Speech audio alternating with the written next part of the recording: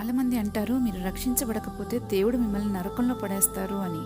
అది చాలా తప్పు. దేవుడు ఏ మనిషిని నరకంలో వెయ్యడు. మనం చేసుకునే ఎంపిక మనల్ని నరకానికి తీసుకుని వెళ్తుంది, అంతేగాని దేవుడు కాడు.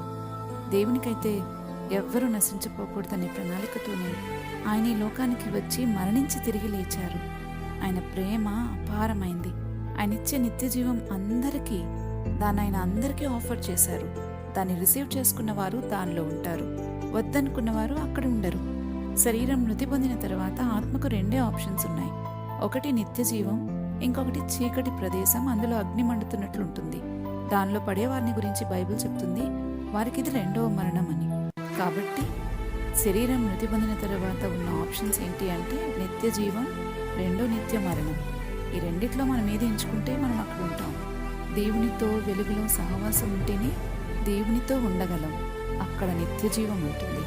ఈ లోకంలో ఉండగా దేవునితో సహవాసం లేకపోతే, శరీరం మృతి చెందిన తర్వాత ఒకవేళ ఆత్మను దేవుని దగ్గరికి తీసుకువెళ్ళినా కూడా అక్కడ సహవాసం లేని ఆత్మ దేవునితో నిలవలేదు, చీకటినే కోరుకుంటుంది. గనుక ఎవరెంచుకున్న ప్రాంతానికి వారు వెళ్ళిపోతారు. కాబట్టి జీవితంలో బ్రతికి ఉండగానే మనం నిర్ణయించుకోవాలి ఎక్కడ ఉండాలి అన్నది.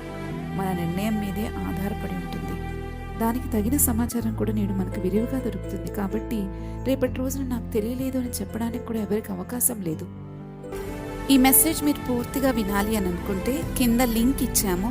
ఆ లింక్ని క్లిక్ చేస్తే అది మిమ్మల్ని బైబిల్ స్టడీలోకి తీసుకుని వెళ్తుంది. అక్కడ పూర్తి మెసేజ్ని వినగలరు.